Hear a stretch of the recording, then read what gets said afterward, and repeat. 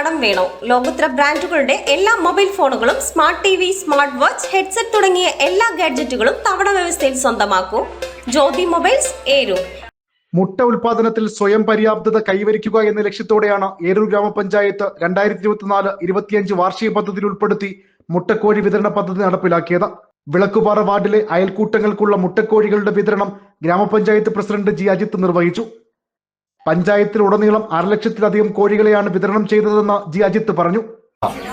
അപ്പോൾ നമ്മുടെ പഞ്ചായത്തിൽ നമ്മൾ ഈ വർഷം 2024 പദ്ധതിയുമായി ബന്ധപ്പെട്ട് നമ്മൾ 1-2 കോഴിയൊന്നുമല്ല കൊടുക്കുന്നത് കേട്ടോ അമ്മ, 55,000 കോഴികളെ കൊടുക്കുന്നത്. നമ്മുടെ പഞ്ചായത്തിൽ 55,000 കോഴിയെ നമ്മൾ വിതരണം ചെയ്യുകയാണ്.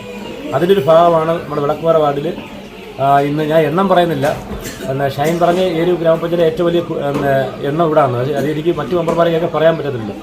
അപ്പം എന്തുവായാലും ഒരു നല്ലൊരു വിഹിതം വിളക്കുപാറ വാർഡിൽ നൽകിയിട്ടുണ്ട്.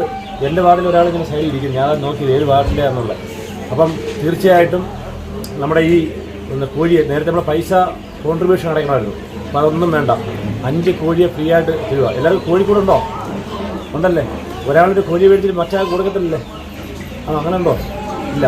അപ്പം നമ്മൾ ആ 5 കോഴിയും പൂവനും പെടയും കൂടെ ചേരുന്ന കോഴിയാണ്.